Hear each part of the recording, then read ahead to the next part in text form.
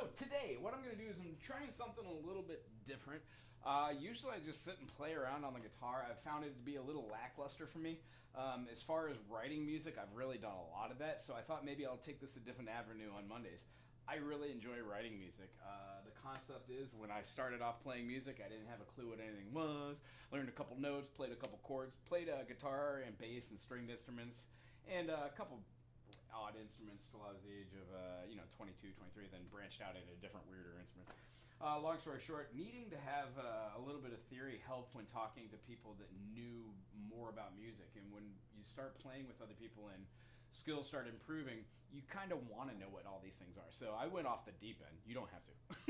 But this journey for me has been a very hard and humbling experience to learn that I don't always know everything, taking one step at a time and trying to make practical applications that way. And then being able to teach that is also another layer of this. So what I wanted to do today is just do a song called Sunshine and Butterflies. Now, this tune doesn't really have any footing. It only has chords that are put down. What I do is I use a couple different writing programs or sheet music and just jot down melody lines, having an idea of where the 1 is, where the 5 is, how to build tension between the 7 diatonic notes, using a little bit of theory, and then trying to jump outside of the comfortability level. Now, don't get me wrong, a lot of songs that I write are a little too convoluted. As you can see from the backing charts, 1 in 100 actually has like footings and feet. But that's really the crux. I think where I'm at as a musician, it's not so much the song itself, but it's the ability to be able to hear different things within the same song. The music that I really enjoy tends to have concepts that can be played in any type of genre. They can be moved through different melody lines. You can move around different notes so you can give it different feeling and have it correlate to different emotions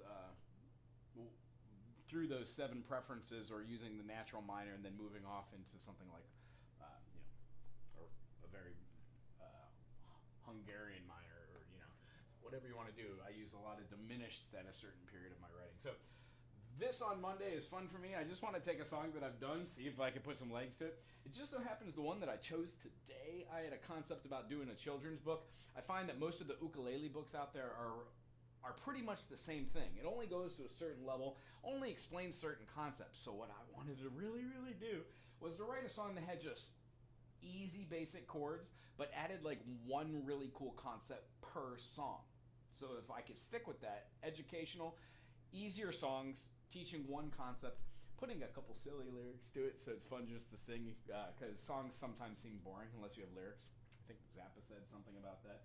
They're for the people who don't play the instruments. So if you are here and you're playing an instrument and you're a singer-songwriter, hopefully this Monday kind of thing will be fun for you.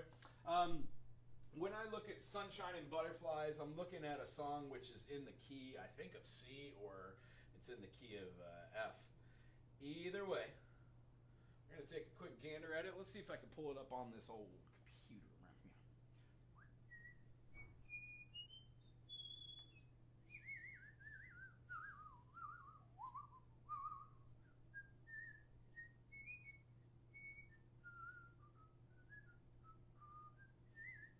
Alright, so I'm going to try and mirror.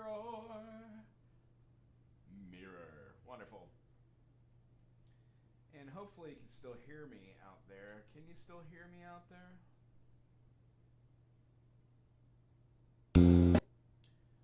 If there's anybody on the chat, maybe throw me a bone. If there's no volume, maybe I could get to the bottom of it, but I do believe there's volume right now. I can even check my own thing, but I get a little feedback when I do that. So I'm going to play through this one time so everybody can just listen to it.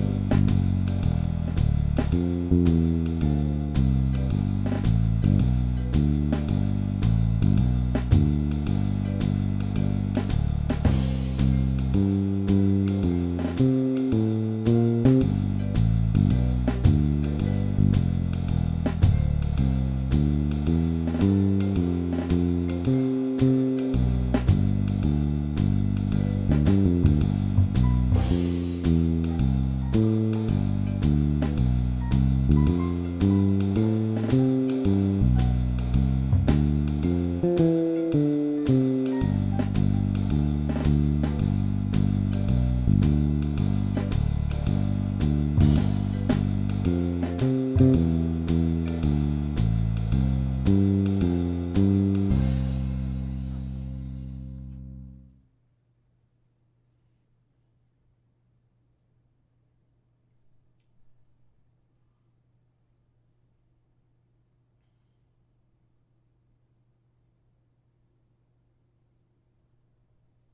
pretty interesting, pretty bare bones, basic.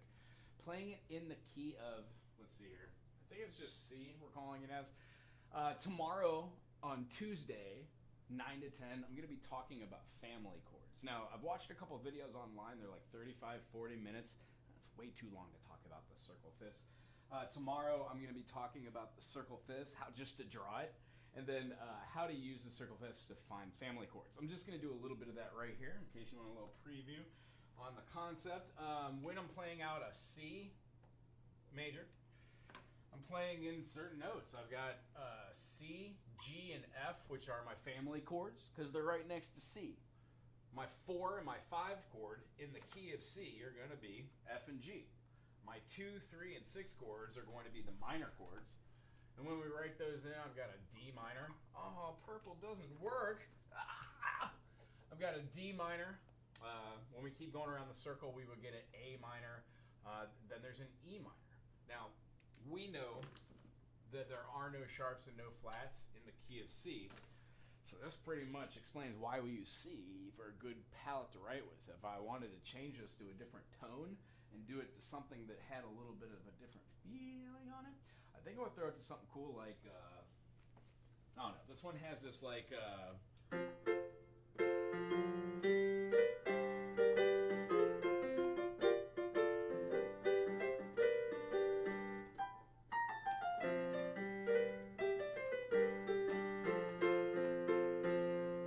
like a walk up.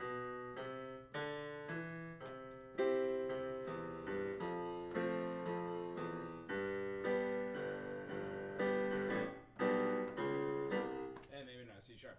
So being able to walk it up and find what I like in the key of C, because there's no sharps and flats, I don't really have to mess with these black keys unless I want to move through something.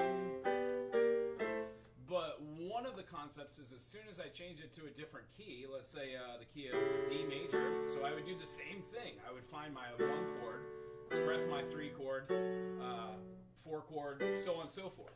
Well, by utilizing the circle of fifths, I'm able to actually just go right through the process of going, cool, I can write out all these other notes too. After B, I have an F sharp and a C sharp. If we go the other way, we've got a B flat, A flat, I'm sorry. B flat, E flat, A flat, D flat is the same thing as C sharp, G flat, same thing as F sharp, and C flat, same thing as B right now. So this gives me my whole circle. The way that I use it is, these are my minors, my relative minor. So if I'm writing something and I'm not really digging like having too many keys, like in this song, there's like so many G notes. So what I want to do is get rid of a lot of those G notes, maybe make them into 9 chords, maybe turn them into the relative minor. So let's try this process here. G, what's 4 notes away? 1, 2, 3, 4, cool. E minor, relative minor. A lot of people use the circle and then write like A minor, E minor, B minor, F sharp minor. That's a great idea to get really used to playing these circle notes, but the idea is this is just a tool. The first video I did last week on this subject just talks about how to write out the circle fifths, how to just see what the notes are. What it does, it helps you to remember key signatures. So the bottom line is if you could go, there are no sharps in the key of C, C, D, E, F, G, you can know G has 1, that is F. They keep going from there. So F sharp has 6 sharps. F sharp, C sharp, G sharp, D sharp, A sharp, and E sharp. And when we get through here, these 1, 2, 3, 4, 5, 6, the only note that's not a sharp in the key of F sharp is going to be B. Must be awfully lonely. So one of the things I really like to do is just use this to see in a minute, do I want to play this song in the key of C? Should it be turned into another? I'm just going to write up one of my phrasings up here. I think that the feeling that I had from this was something along the lines of, it was in 4/4. The intro, I guess you would call it for lack of better terms. So I'm going to throw that up right here. Got my intro double bar to represent I'm starting a new passage or changing key or changing tempo. That's what we use the bars for. Single bar just separates measures. double bar is going to be moving through here. The next bar I'm going to go to is going to be, I think it was a G. Beautiful. This whole process can be repeated over and over again. I could put an F and a G here, or on this bar here, I could just put double bar through it and throw that in. That just represents I'm going to be playing the same thing over there. There's not enough space on the board here, so I'm just going to go right below it. I see where my markings are, so I'm just going to throw all my measures. This is how I do it when I handwrite something really quick and I'm at a session or a practice and somebody says, hey, we're going to play something in the key of C. I'd be like, great. I'd write down here C major, D minor, E minor, F major, G major, A minor, B diminished. Those are all of my 7 notes for this key.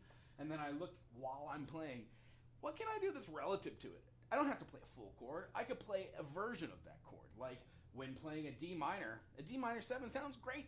Feels like a B flat. So what we're going to be doing is, or B flat minor, what we're going to do here is show a couple different cool things that we could do just to this silly little tune and see if we can spice it up. The next phrasing has the F and G back to back, but then it holds out this G, does another end cadence with a G and a G, which I think in my mind I would have gone G, G, so it fills the whole space doing 2 half notes. So the feeling of just this right here, this intro passage, end of a measure, would feel something along the lines of this.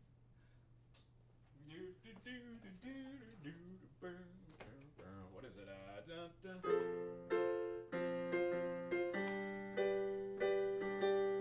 Now this is just basic in root position. I haven't written a melody yet, so I don't want to really change it from the root position. It just seems like this just holds this G forever. So what I would possibly do is throw a bass line in there. Have the 1, 3, 4. And if I want to stay diatonic, I would not include any of those black keys there. The only black key that should be in the key of G is F sharp. And because we're playing F dominant in this case, from the key of G relative to the key of C, it's the 4 chord. In the key of G, it's the dominant 7, so the flat. F sharp, when you go flat, you make an F major. It's called a backdoor resolution. G, A, B, C, D, E, F, G. So those are a lot of the concepts that I just go through here. So the feeling, maybe a groove with a melody like...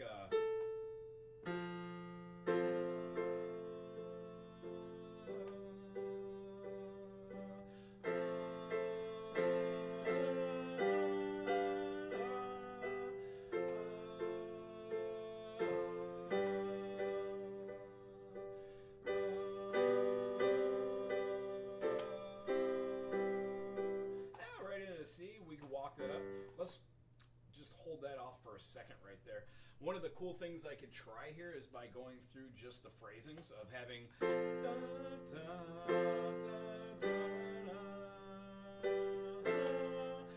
looks as if I turn that F major into an F major 7. So right here I'd have to get rid of my repeat because I'm not repeating it. I'm going to be doing same thing, but instead of having just the F, I'm going to add the major 7. And then we're going to do the G again. Let's see how that phrasing sounds. If I looked at it this way, I think we might have had an F dominant 7. I'm going to write that in. It might not be right, but we could also add the major marking. So.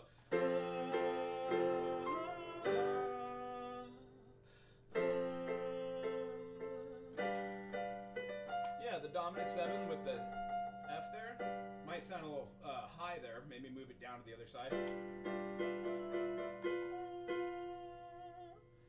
And then where's it going? Here's where the idea comes down to. First time.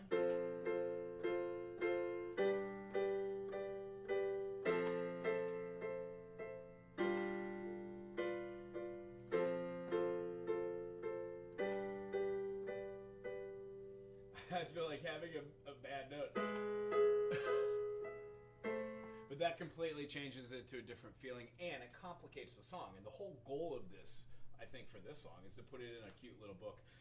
So, keep it simple, stupid. I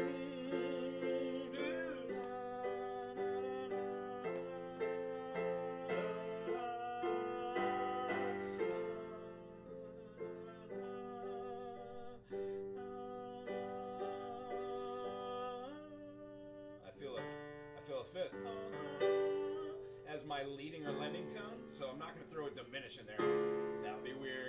to throw a major in there. I'm not going to throw an F sharp diminished. I might throw an F sharp diminished. Let me turn that C around. And then that keeps my position here for the first note of my verse. And I don't know if I want to feel a bluegrass thing here. Maybe that was the feeling.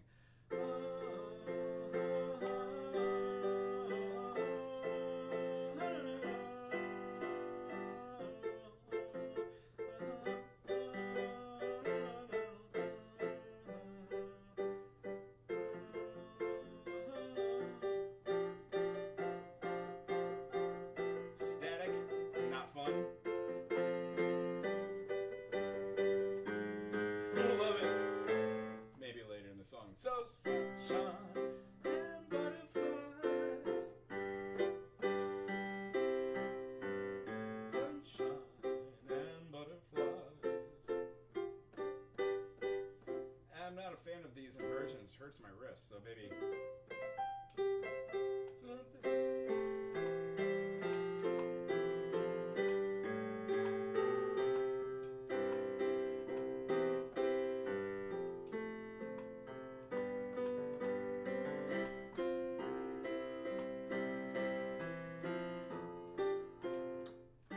Force.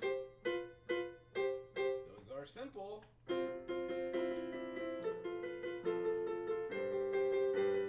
Too sussy. So, I think I've got a good idea that this should not be done in like a low, slow key. It does say moderately up there at my tempo marking. So, quite possibly going through the process of seeing this going sunshine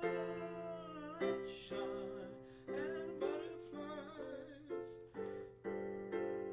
And then just using the F as suspense. All it does is it's making my G major. And then I'm doing this polychord. That's so great.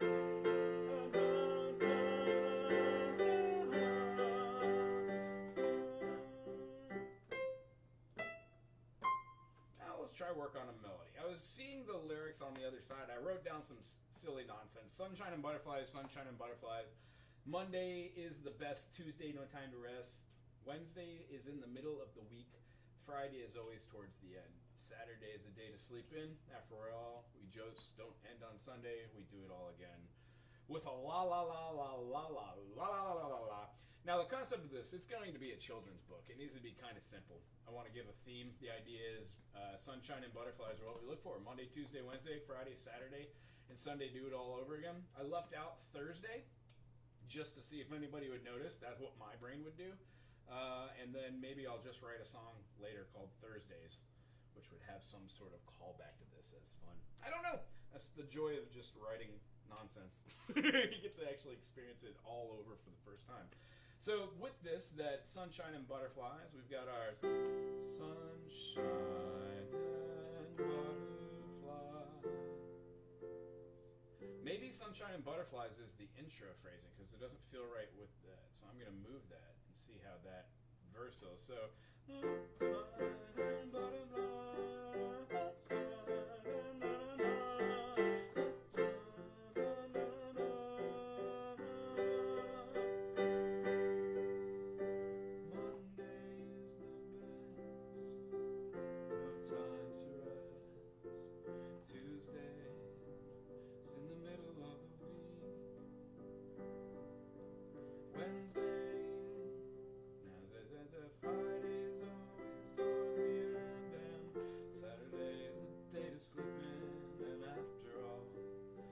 don't just end on Sunday. Bridge. Do it all over. Do it all over. Do it all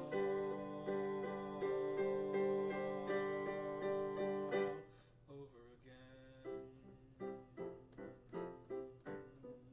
I don't know. I am feeling the bluegrass thing. But maybe like a slow shuffle. If I was gonna play this out, I'd probably have it like a tucka tucka tucka tucka tucka. I'm trying to make it cool, like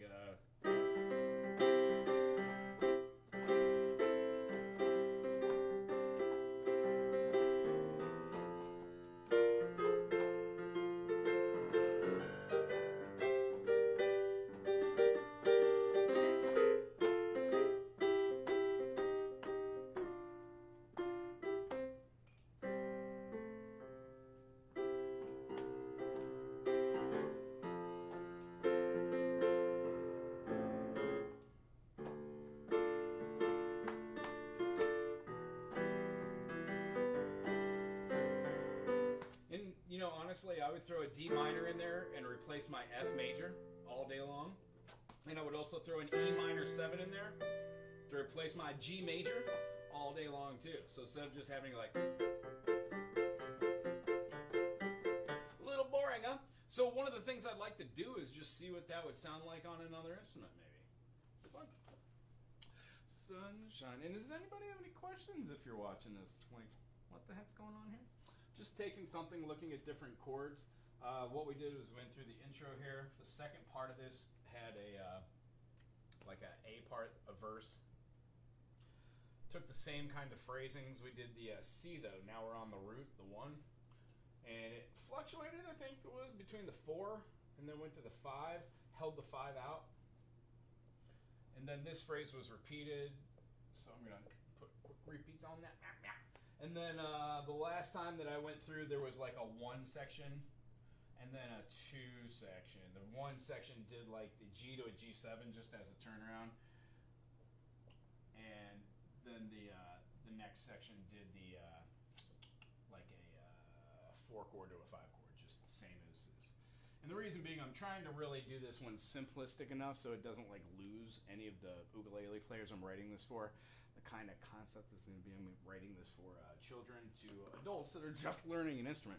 The book itself has portions onto which, you know, they become a little bit too convoluted. So what I want to do is I want to go through these songs in real time and show how I just write songs. Threw a couple chords out, had a little intention behind it. Now I'm going back to feel it. And let's see, where's an ukulele? So if we had C for in key, if you're playing along with me. There we go. So for an F major 7, we can do an F major and throw down our pinky on the 4th fret for the E. Or, I really like to play both the G and the C string at the 5th. 2 fingers works, or just 1. And then G major 7, we just bar all those. But we're not playing a G major 7, are we? We're playing a G dominant 7. So,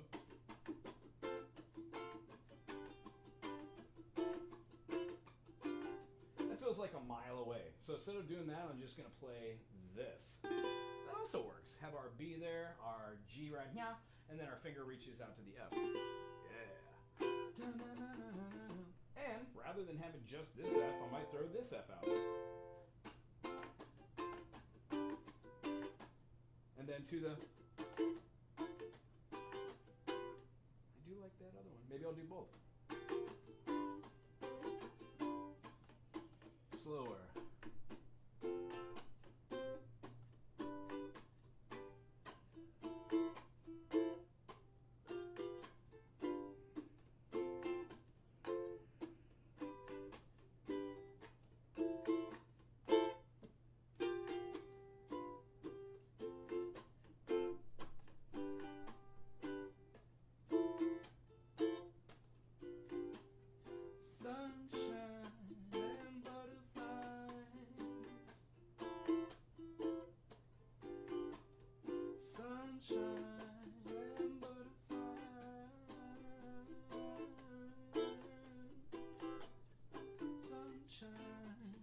Cool, I think that's a fun, that actually is lots of fun to sing, so I'll probably keep that. Dun, dun, dun, dun, dun, dun. Let's hear what that melody is.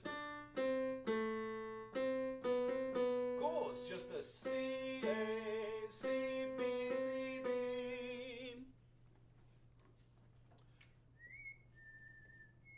Now, I don't want this to go too crazy into something else, so we've got a C, what is that, middle C? Sure. 1, C, A. So what jump is that? We got a 6? No. Major 6, minor 3rd. Beautiful. We're going down. Groovy. So C, B, A. Bum, bum. Dun, dun.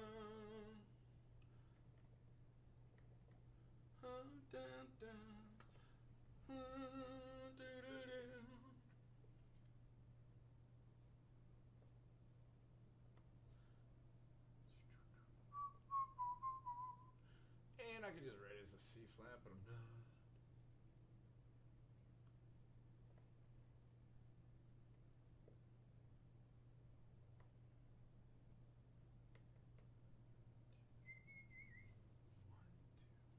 2. Can we do this in 2? 1, 2, 1, 2, dun, dun, 1, 2, dun, dun. No, 4. So we've got a C, A, C, B, C, B.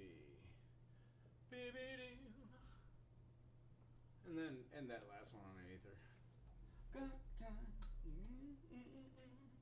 And then the verse we had, what was that? The Friday's always towards the end kind of stuff. So we got something along the lines of let's see if this will sit up here without destroying my loud connection. Cool. So here we go. Sunshine and butterflies. Sunshine and butterflies. Then it goes to C. Monday is the best. Tuesday, no time to rest. Wednesday's in the middle of the week. Friday's always towards the end. Saturday's the day to sleep in. After all, we don't just end. On Sunday, we do it again.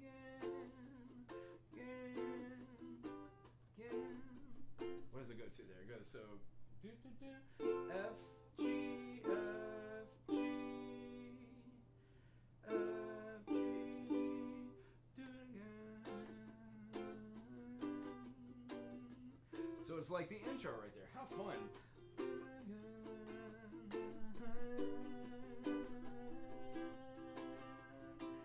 Fun. I might add a C right there at the end. The second time does a la la la, so I'm assuming that I'm supposed to just sing that again. I'm going to put a little bit more finesse into this, see if I can get a little bit of fun out of it. Do you have any questions about what the heck I'm doing here? Oh, I'm on the wrong thing. Hey Tom, how you doing?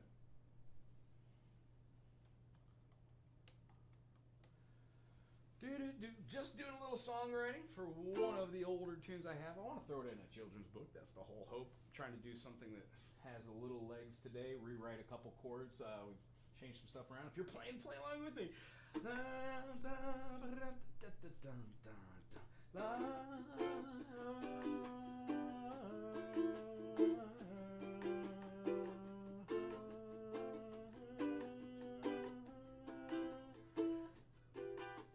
Sunshine and butterflies. Sunshine and butterflies. Monday's the best. Tuesday, no time to rest. Wednesday's in the middle of the week. Friday's always towards the end. Saturday's a day to sleep in, and after all, we just don't end on a Sunday. We do it all.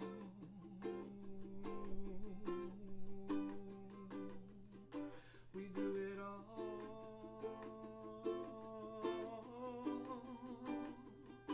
We do it all.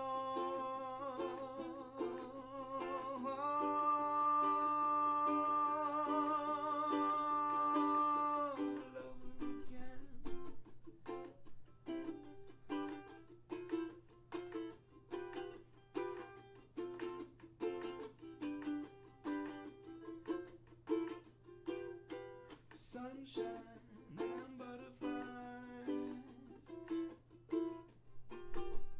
Sunshine and butterflies.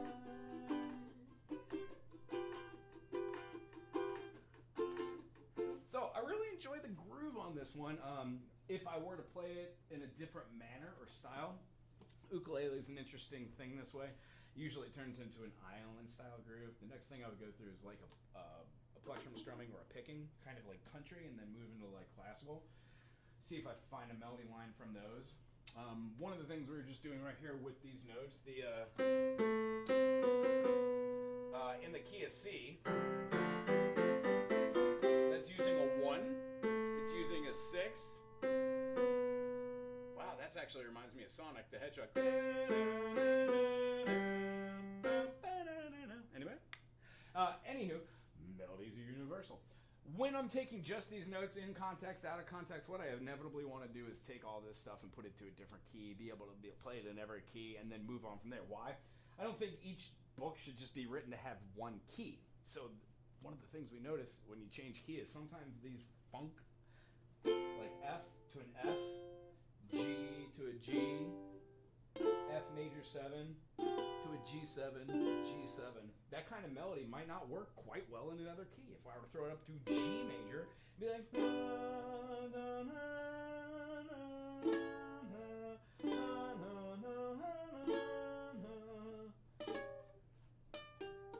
I mean, that's a heck of a stretch.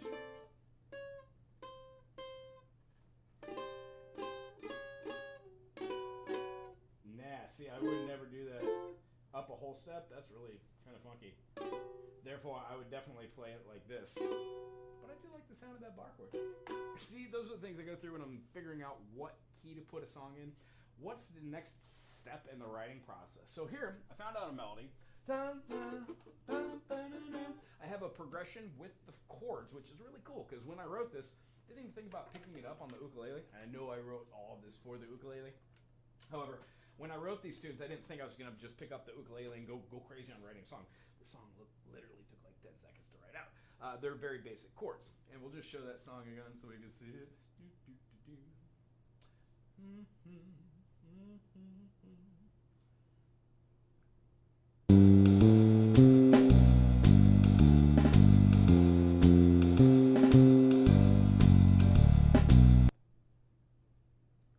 See, and this one feels just a little boring, does it not? So one of the constructs that we do, or at least I do, is I'll take this out of context, write it up on the board like we just showed, and then I'll move some things around. I think we should wrap up here on at least this song and talk about why I do this. And then the last couple things that I'd like to just show here is like towards the end of the song, at the bottom end, I had that bridge again. Holds on that G, so the bridge is a little different. It just uses the back end of the bridge. I think a little cut time would be good there, and then it does a solid walk down. G major, F major, E minor, D minor, C sus, 2, 3, 4, 1. It's always important to have a strong intro and to have a strong outro. A lot of songs that you hear on the radio are devised with progressions and cadences which have a very mesmerizing thing. In fact, if you could see this for what it is, 1, 2, 3, 4, has a strong beat, weak beat, medium beat, weak beat. Most of the pulses we hear, like a tick, tick, tick, tick, tick, has a backbeat influence to it. So if you can hear that while doing, these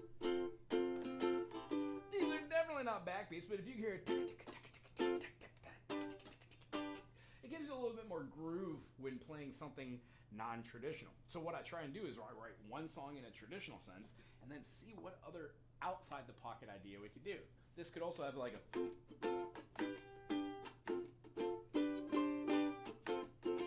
then that feels a little Jethro Tull.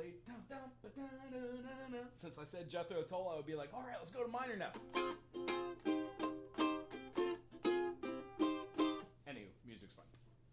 What I'd like to do now is just talk about that last groove.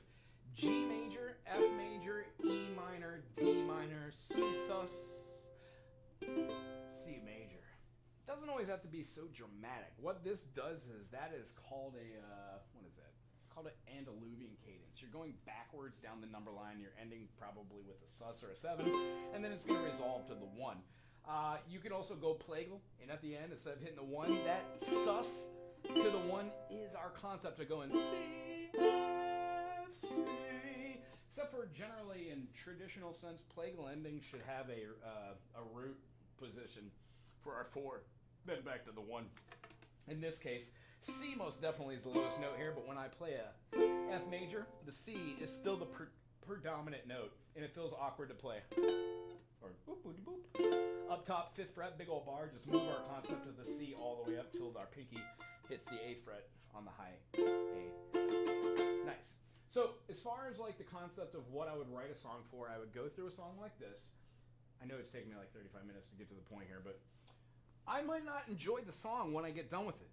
I shelf it. I'll put it on a back burner. I'll record something like this to myself, a little note, throw it in my phone, jot it down on a piece of paper. I know you probably can't see this, but I wrote out the letters for the melody. Having just this is very, very, very, very appropriate, because when you write a lot of music, you can't quite always remember every melody. If it's a good song, it pops into your head. And, I'm not John Lennon or Paul McCartney or the Beatles. I'm not going to write a million great songs, but I am going to try to put out quantity and see if quality comes from that. Because honestly, I could go back on any song and change things around like this and turn it into quality. If quantity ain't my bag, which, as a musician, I don't know. My change in writing styles has adapted for different projects I've been in, whether I'm in the band or I'm leading the band, whether I'm in the ensemble or I'm leading the ensemble. It changes the way that I like to write. So this sort of thing is what I keep a notebook for. I'd encourage anybody who watches this channel to also do that. Hold yourself accountable about writing something every day, 5 minutes. You could work on the same song for 50 years. Who cares? Or you could write 50 songs in a day if that's what you choose. I hope this channel helps you get to the point where you're not scared of music and you have the ability to answer and ask questions amongst your peer groups and your music community. Speaking of that, if you haven't already joined this channel and subscribed, throwing something cool out there and shared a link to any of the nonsense I do here, I would very much appreciate it. Today I'm just going to play this song out, see if I can make heads or tail of it, and have fun. And I hope you had fun today too. If there's any dying questions, go ahead and ask them now. Otherwise, tomorrow, no singer-songwriter interview. I'm just going to be doing a little bit of theory. Same sort of thing that we're doing here, except this is my nonsense. The theory is just going to go over the circle fifths tomorrow. We're going to talk about relative keys. So what we started off with here is what we're going to end with.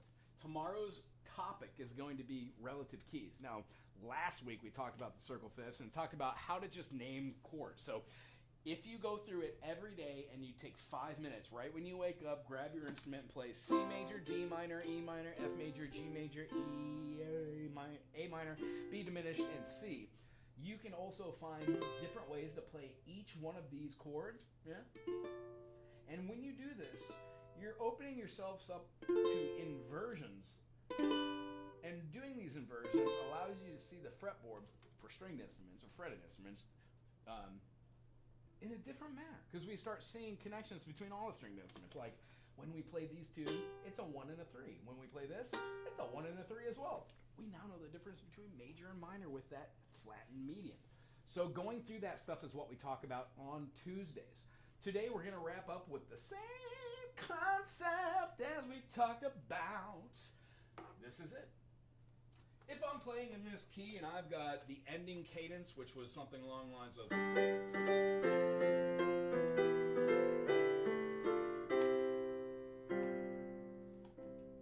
don't know if it's going to feel like that. That was a little Billy Joely.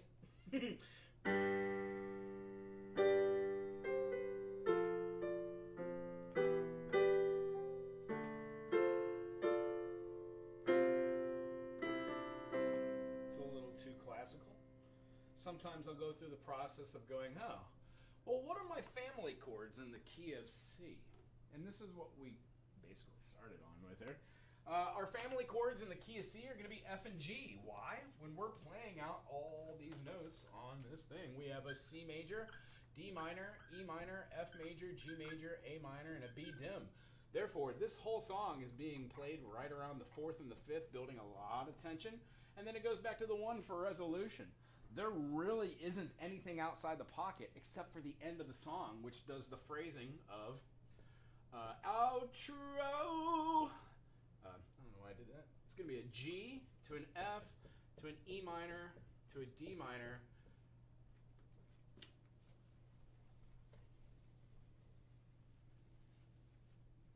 to a C. Sus. And then to a C.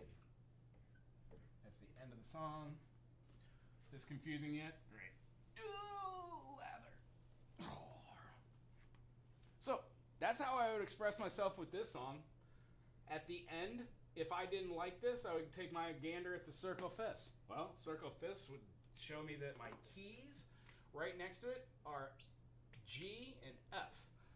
So maybe borrow a chord. If I write those right up here, because they're close and convenient, we have F, G, A, B flat, C, D, and then E, and then G has G, A, B, C, D, E, and F sharp. Since we're playing F major, F sharp is out. I don't want to play that. It's not in the key of C, because C has no sharps and flats. G has one sharp, but if I get rid of it, I now play every note in the key of G with an F. I get a G7, which is already in this song, because that's what was predominant there. When I look at my other chords here, and I'm looking at that bottom line, we would have something like root position just going down like a common X cell. When we move this X cell down, we find ourselves getting back to the 1. What if there was an alternate way to play that? Well, how about...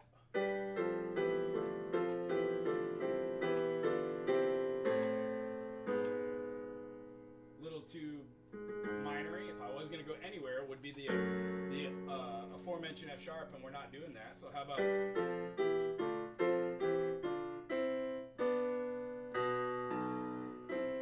So the B diminished is also very common, like a G7.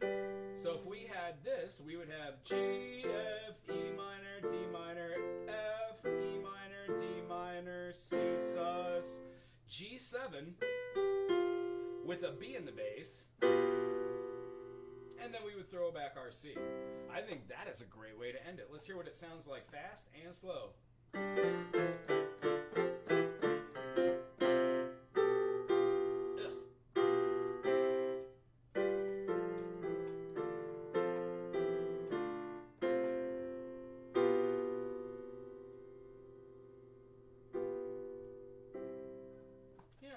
So having that sunshine.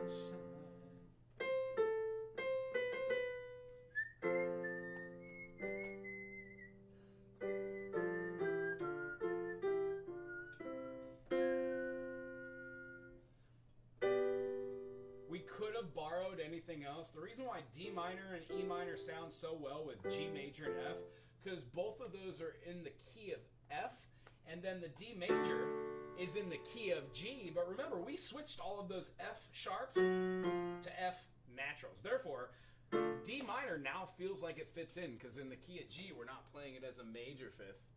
We're playing it as a, you betcha, minor fifth. Anywho, I really enjoyed doing one of my songs out of the context of just picking up a guitar and playing and singing to somebody. Answering questions is also lots of fun. If you stumble upon this, and I hope to do a couple more of these to see where they land, I don't do editing on my channel. I was thinking about if I should. For me, I do a lot. I teach 3 days a week. I do house calls, actually 4 days a week I teach. And then I'm also wrapping up a labor business. I hurt my hand last year. I want to do music full time. I really appreciate Lauren Spence at Big Island Guitars at 1221 Kilauea Avenue. They allow us to do teaching from this amazing music studio, the lab. And then on Saturdays, first Saturday of every month, we do a workshop. Genres vary. Last month was choir. This next month's going to be funk. I'm really looking forward to funk, one of my favorite ones. Other than that, I really appreciate everybody subscribing and hitting that like button and then sending this to somebody. Hi, Tom. And then asking questions. So if you do stumble upon this in the future and you find yourself enjoying this content and you want to add to the content, please put a comment in the comment section. I will get back to you. And hoping to develop a little music community here so we can attach to other music communities and build the idea of music education. Again, thanks so much. See you tomorrow. Hopefully at our theory, we're going to talk about key signatures and family chords, how to use them. Aloha. Bye, Tom.